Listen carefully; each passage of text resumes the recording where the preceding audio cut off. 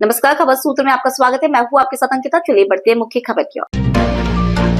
Food poisoning की वजह से बच्चों की तबीयत बिगड़ने की आशंका जताई जा रही है। वहीं उप मुख्यमंत्री ब्रजेश पाठक और महिला आयोग की उपाध्यक्ष अपर्णा यादव बच्चों का हालचाल जानने के लिए लोक बंधु अस्पताल पहुंची थी। ब्रजेश पाठक ने बच्चों के उचित इलाज के लिए अस्पताल प्रबंधन को निर्देश दिए हैं। वहीं अपर्णा यादव ने कहा कि इसमें उच्च स्तरीय जांच होगी। दोषी पाए जाने पर संस्था के अधिकारियों पर कार्रवाई की जाएगी।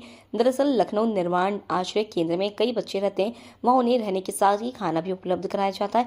कुछ बच्चों की तबीयत अचानक बिगड़ने के चलते उन्हें लोक बंधु राजनारायण संयुक्त अस्पताल में भर्ती कराया गया। इन्हीं बच्चों का हालचाल जानने के लिए उप मुख्यमंत्री ब्रजेश पाठक लोक बंधु अस्पताल पहुंचे थे। वहीं उत्तर प्रदेश महिला आयोग की उपाध्यक्ष और बीजेपी नेत्री अपर्णा यादव भी कथित रूप से फूड पॉइजनिंग से प्रभावित बच्चों से मुलाकात करने के लिए लोक बंधु अस्पताल पहुंची थी। इस दौरान अपर्णा यादव ने कहा कि ये बहुत दुखद घटना हुई है। बच्चे अंडर कंट्रोल है, ये हमारे लिए खुशी की बात है।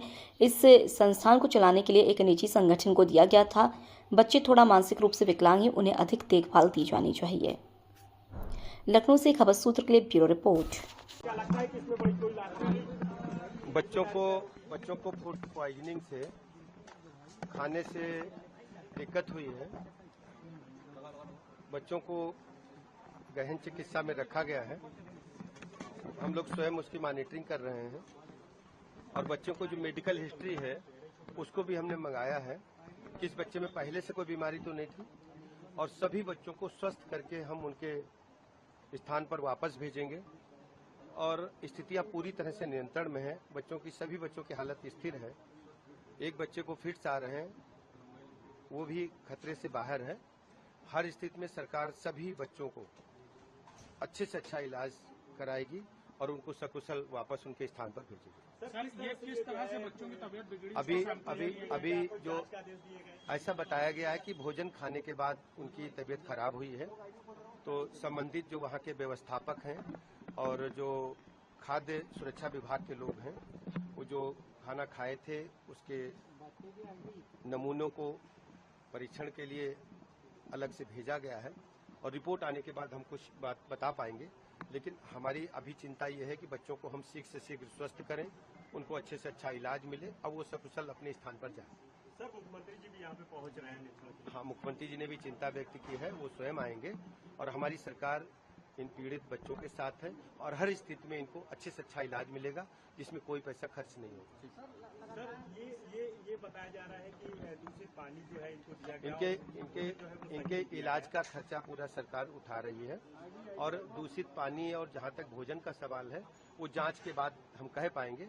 और जहाँ पर ये घटना घटी है वहाँ पर सरकार ने जिलाधिकारी को और उच्च अधिकारियों को निर्देश दिए हैं कि पूरे घटना स्थल का दौरा करके एक रिपोर्ट प्रस्तुत करें और जो भी वहाँ दिक्कतें हैं उनको शीघ्र शीघ्र दूर करें।